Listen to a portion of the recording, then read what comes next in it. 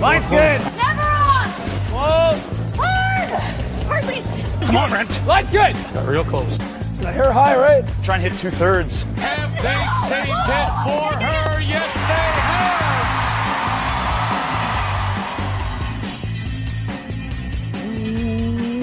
have. Welcome to Game of Stones, everybody. I am Sean Graham. Scott is alongside, as always. Hello, Scott. Hey, Sean, did you know if people listen at 2 times speed or something, they might think your name is Sean Graham Scott?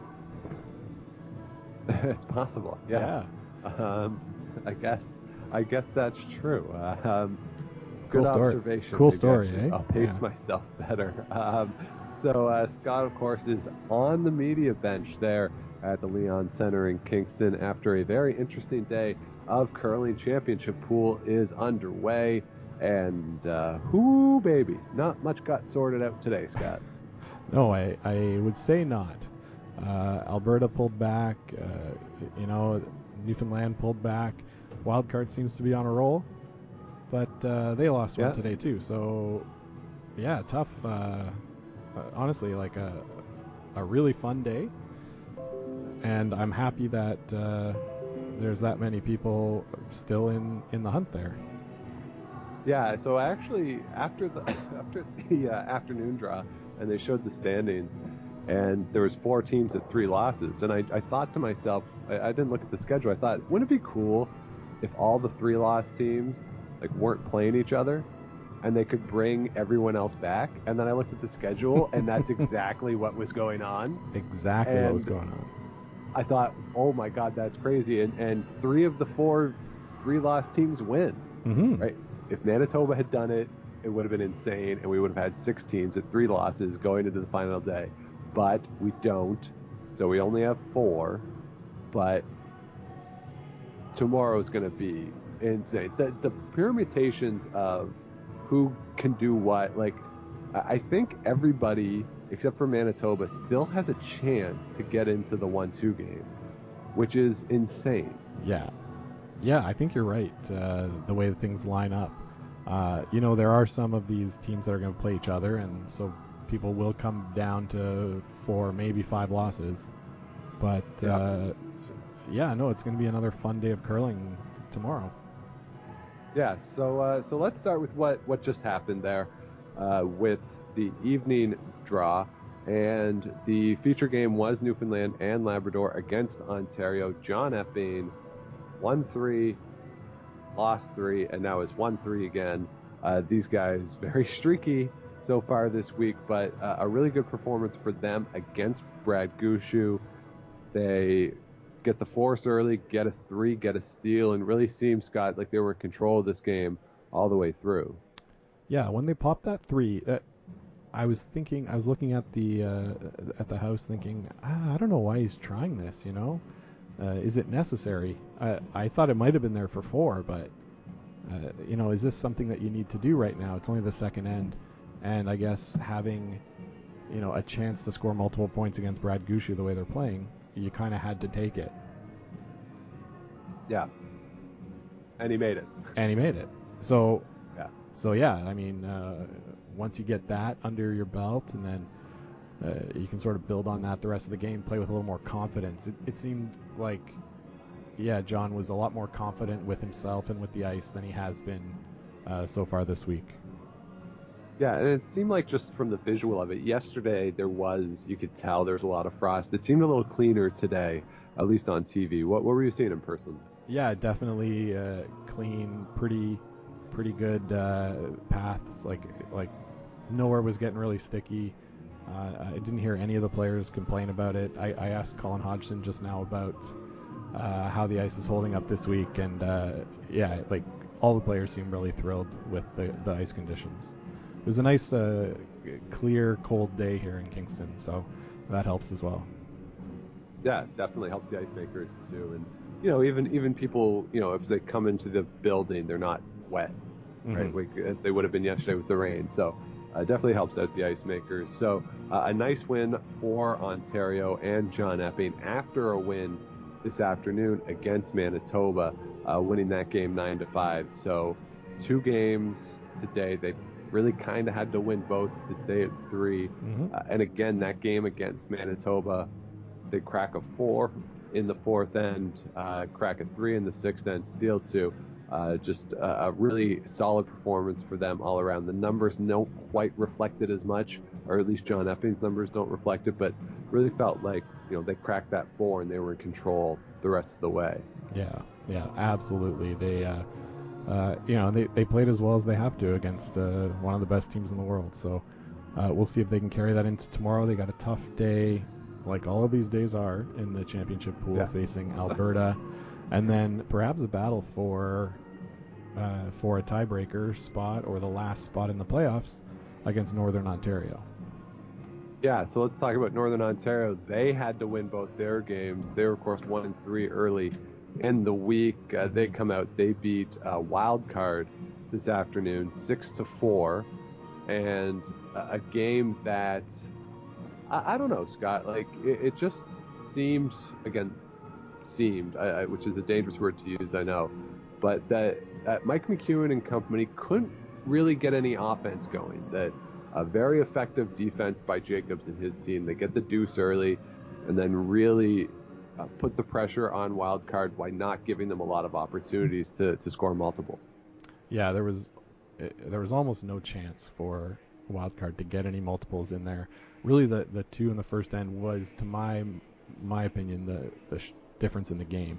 They were able to get that 2 early, forced, and then were forced, and it was a lot of 1s until Wildcard cracked the 2 in the 9th end to get within 1. But by that point, 1 up with the hammer. This Jacobs team is too good to let that affect them. Yeah, so a great day for them, for Northern Ontario getting the 2 wins. Tomorrow afternoon, they announced going off the air, the feature game, Scott, is going to be Northern Ontario against Team Canada, and that'll be a doozy. Yeah, that'll be a real battle there. 2 6-3 teams. So, speaking of Northern Ontario, Sean, I had a chance to talk a bit in the scrum with Marc Kennedy about their team and how they're playing right now. So let's take a listen to that. You've talked a lot about having your backs against the wall, feeling you need to run the table, but every team seems to have that mentality at this point. How do you guys handle that? Yeah, that's just the way it is. I think that adversity early, we said, was helping us. Getting those last life emotions at the start of the week is difficult, but we've kind of got accustomed to it now, and we just go out and do our thing. And I think some of the other teams out there are starting to feel some of the heat and stress, and that's normal. And it should make for a great day tomorrow. Mark, is it in any way easier to play when you're in that situation? Up 3? No. That you have to win these games. Maybe. I just think you have nothing. You might as well leave it all out there, because if you lose, you're going home. That's kind of been our mentality for the last couple of days. And I think it just brings out a little bit extra in you, and you're fighting for your last life, and you're grinding. But honestly, we got a few breaks tonight that we haven't really gotten early in the week, so that was the biggest difference. Mark, good to see you. You woke up this morning knowing that you were on the verge of being out of this Brier, and now you're right in the thick of it. Yeah. Describe that. You know what? I would say we woke up this morning just excited to still be playing.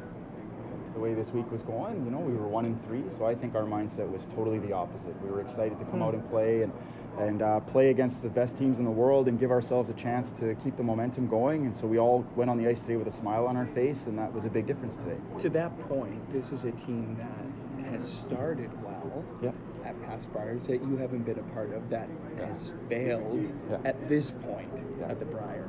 Now it's kind of a reversal. Yeah. So what's it been like for you to be on we've said all along, I think that this has been good for us. It's been a character building week. Yeah. I think you're right. That's something the boys have talked about. They've started so well at Briers. Maybe we'll do it the other way around. Yeah. And we've been a really resilient team this year. We started a couple of Grand Slams, losing our first game, and then ending up winning those slams. So maybe that's the next level of our growth, is just being more resilient early in the week. And just honestly really proud of how everyone's playing out there and handling themselves, and just try to keep the momentum going tomorrow.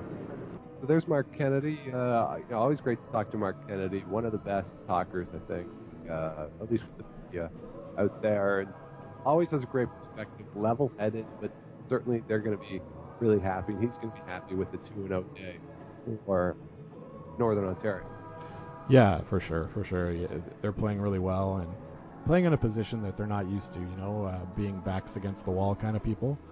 So really different, but that sense of urgency I think is helping them. Yeah, for sure. And if there's one thing that we know about Brad Jacobs is that he can play with a sense of urgency as long as he keeps it sort of under control. Certainly. And we talked to Rick Lang earlier in the week about that, sort of keeping the mindset positive. Yes, which is definitely going to be key for them moving forward. The other game tonight that we haven't talked about yet, Alberta falls from the ranks of the undefeated, the last team there who had not lost. They fall to Kevin Cooey and Team Canada 5-4. And I don't know, Scott, I think Brendan Botcher, he, it's a tennis term. He had the match on his racket, and he just couldn't make it. Yeah, it seems that way. I was downstairs underneath the stands there while the last end was happening. Why don't you tell me what happened? You're talking obviously about the draw in 10. He had the chance to do it. But then how did the 11th play out?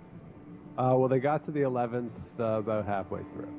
So they were at commercial. They went to commercial after the Ontario game ended, which was obviously much slower than the other games because they showed the update of the last rock of the 10th end in that Alberta-Canada game while the 9th end was still going on for Ontario and Newfoundland and Labrador.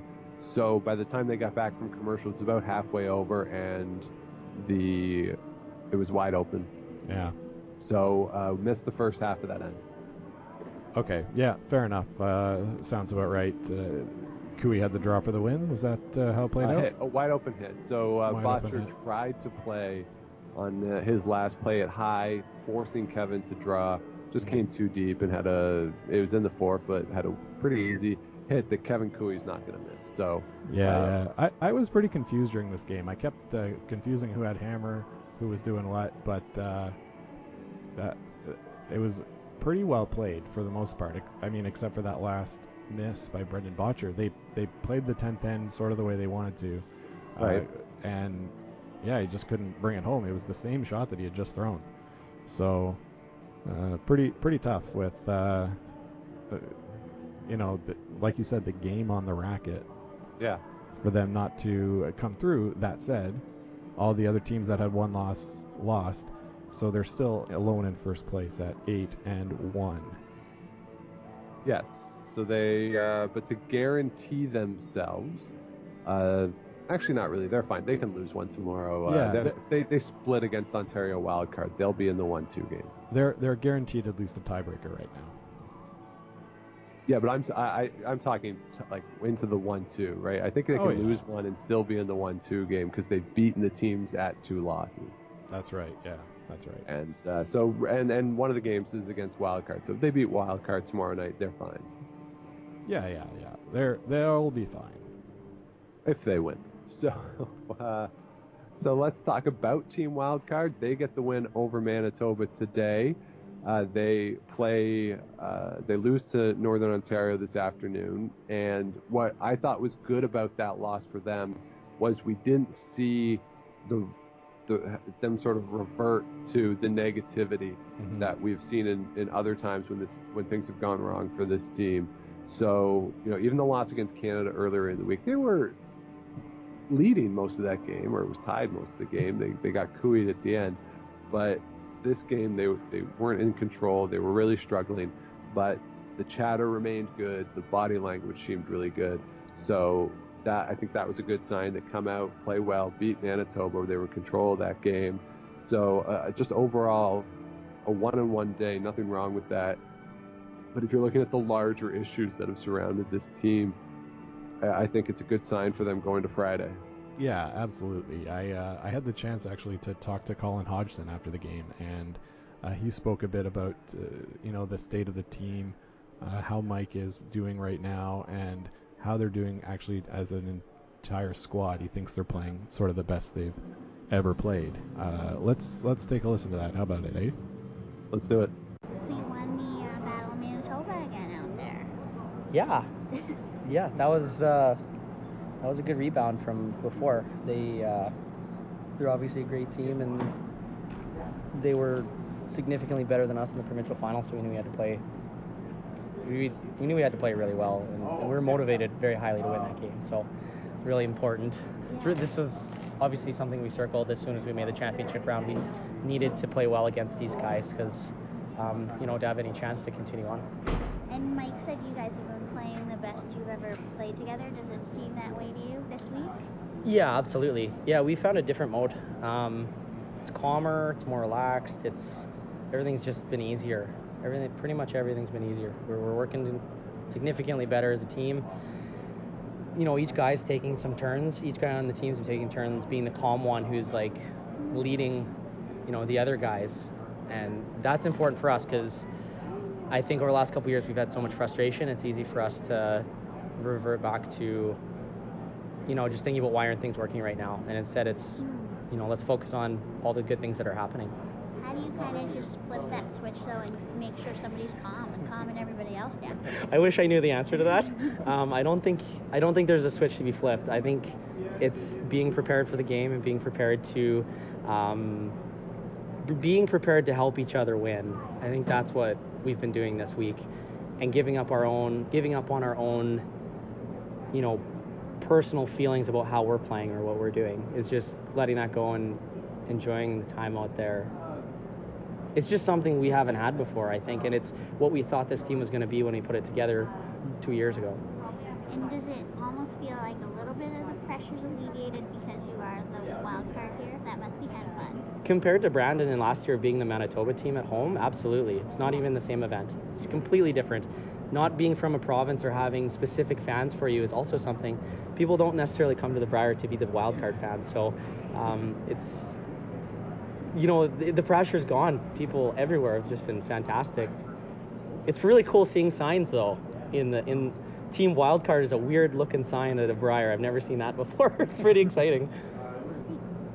Colin, Mike was pretty vulnerable just now about the fact that there's been some dark moments for him, and he's always been somebody where I don't know where his emotions are on any given day out on the ice. What's it been like for you guys as a team to finally feel like you're clicking and be here this week and everything going right? And is there a feeling like, let's just keep this going? Let's not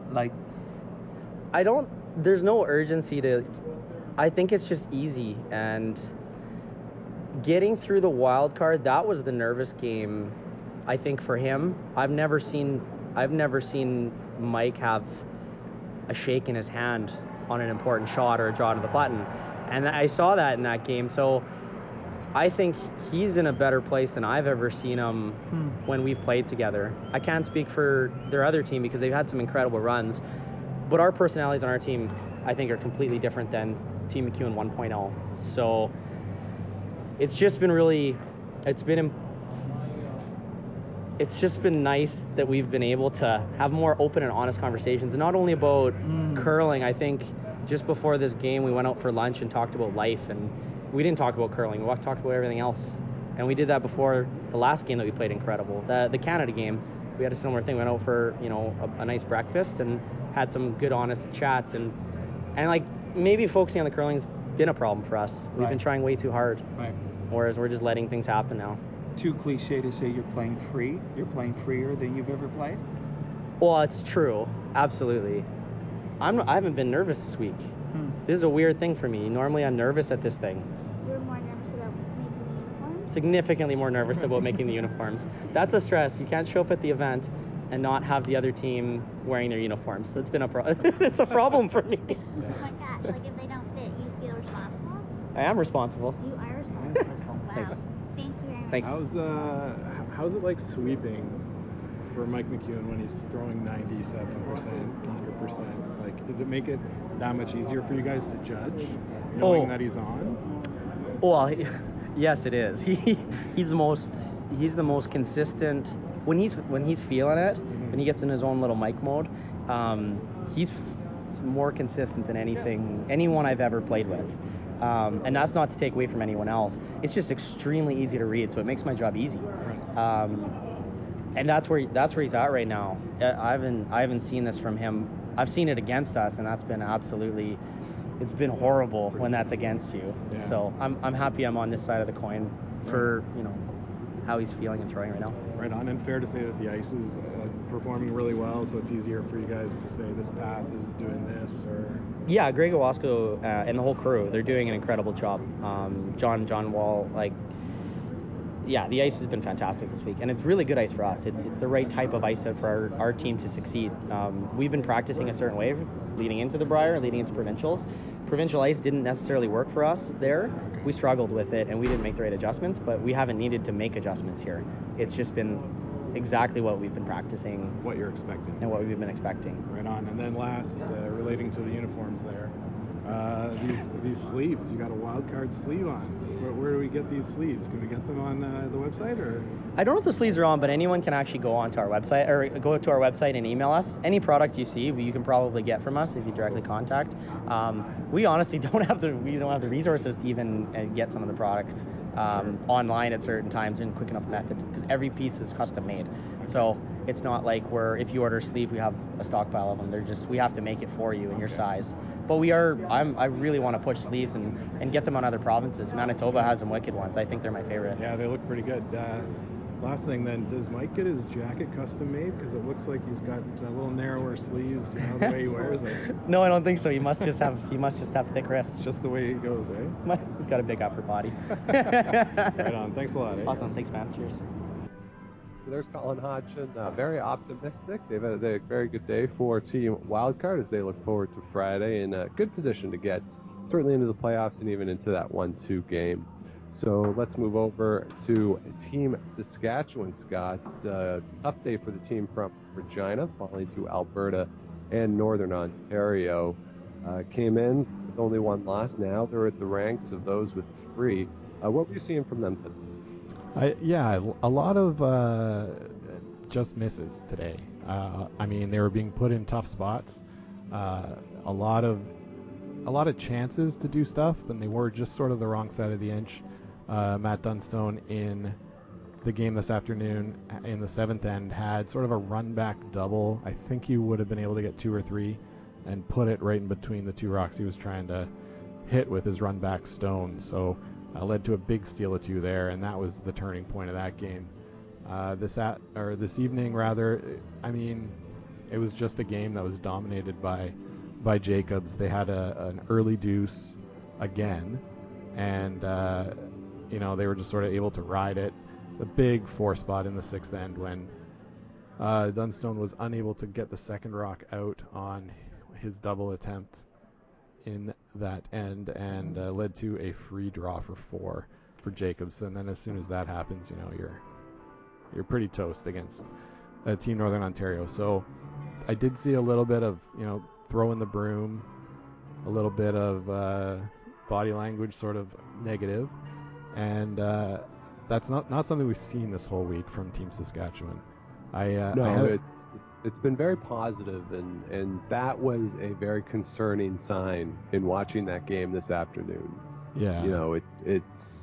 They weren't great against New Brunswick either. Let's be clear about that. But what we saw today was not a great omen heading into Friday. No, a bit of a frustrated, Matt Dunstone in those games today. I'm just going to look at their percentages. Braden was pretty good. Everyone was pretty good this afternoon. The teams were pretty even. Tonight, less so with Dunstone's thrown in the 80s still, but the Northern Ontario team up over 90% for the day. And it's not exactly about the shots, missing a lot of shots, but it's about when you miss those shots. Right. And one miss there leads to 4. Not ideal. So no. They're still playing well. I had a chance, Sean, to talk with Adam Kingsbury briefly after that game this afternoon about what his role has been with the team. What do you say to a skip that's curled 2 games at 100%? Well, I say the exact same thing that we've said for every game, right? Which is, I mean, I'm going to be as cliche as you get, but it really is. You only have the moment in front of you, so that's all you're trying to do is get as focused and committed and locked into every shot that you have, right? It's easy for the mind to go elsewhere, but the truth is the more that you can connect to where you are, the greater the chances of making the shot. It's a simple process where it's that whether you lose a game like that or you win a number in a row, the whole way that you go about your business doesn't change. That's really the key.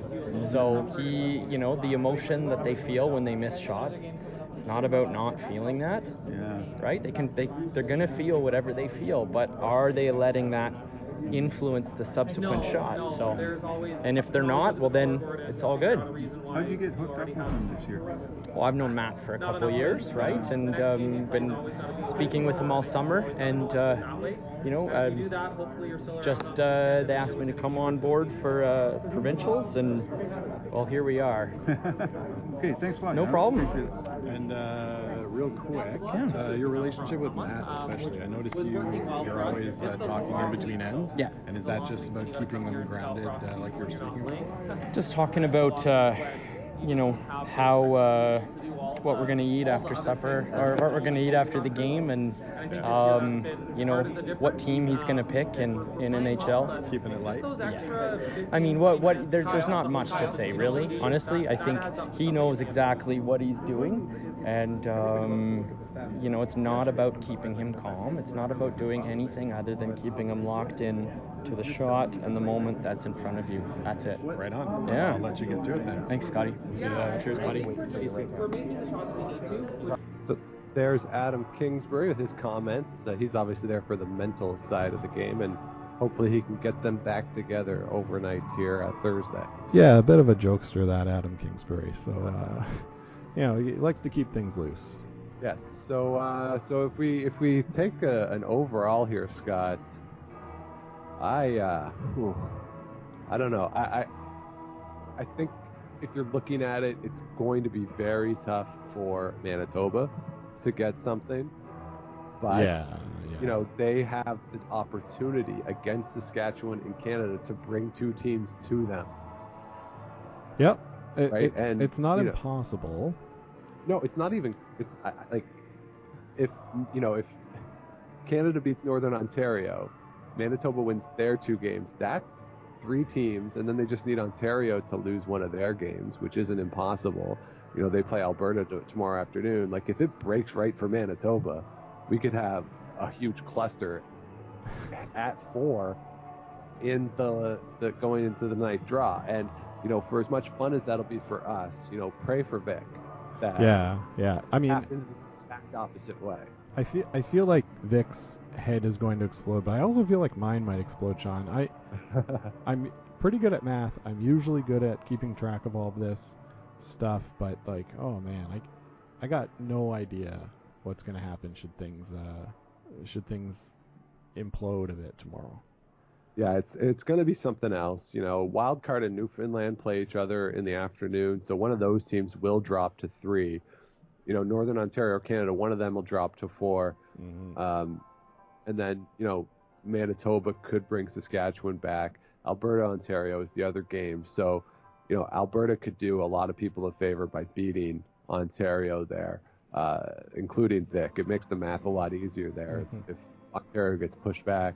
And then, if we're looking into the evening games, Ontario, Northern Ontario, Saskatchewan, Newfoundland. If Newfoundland loses, then they're playing Saskatchewan. The permutations here are crazy of what could happen. And I got to tell you, if we don't get a tie, it is 100% confirmation that Vic has supernatural powers.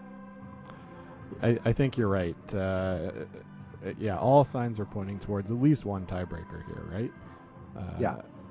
I mean, I'm not really hoping for that because sleeping in today was great, Sean.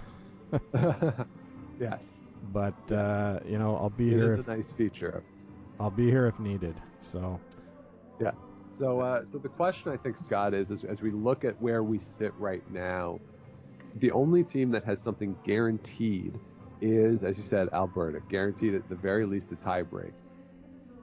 Out of the teams, and based on where they sit, not where we thought they'd be at the start of the week, is there anybody else out of the other 7 teams who you're going to be surprised if they don't get at least something moving forward? Yeah. To me, I'll be surprised if Northern Ontario doesn't get at least something. They were, of course, my winner pick for the week.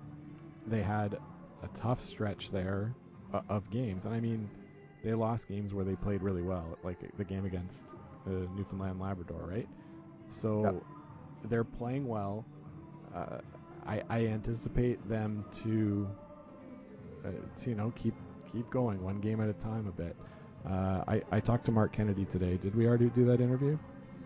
Yes, we did. Okay, so you remember back to that interview where he talked about just the advantages of playing with your backs against the wall is that you can leave it all out there on the ice, and being able to play free like that, I think that they'll definitely get something, at least a tiebreaker.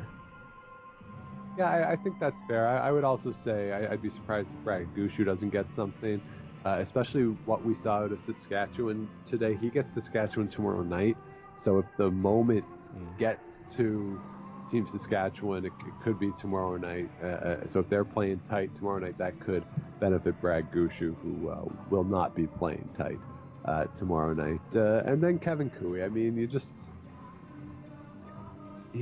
it'd be very surprising if he goes 0-2 tomorrow. So, that game against Northern Ontario, it could go either way. He gets Gunlickson tomorrow night, so I would just be surprised. So, and that's more of a reputation thing than anything else. But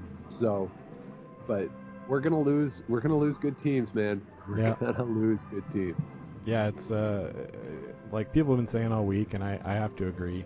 One of the strongest fields in a long time here at the Brier, and incredible shot making all across the sheets every day, it seems. So, it's going to be tough to lose one, but that's where we're at, and setting up for a fun weekend.